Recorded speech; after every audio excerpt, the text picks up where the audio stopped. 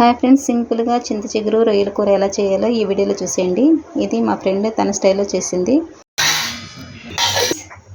2 spoons Telugu అంటారు అనుకుంటా. అవునా?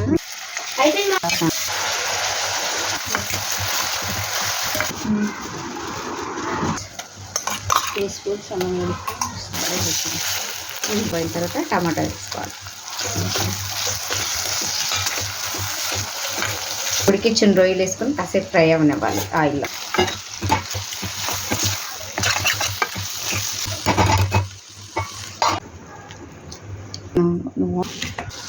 కారం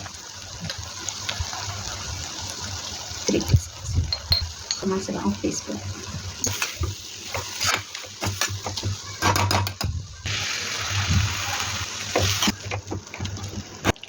నూనె పైకి తేలే వరకు ఉడకబెట్టుకొని ఫైనల్గా కర్రీ అయితే రెడీ అయిపోయింది.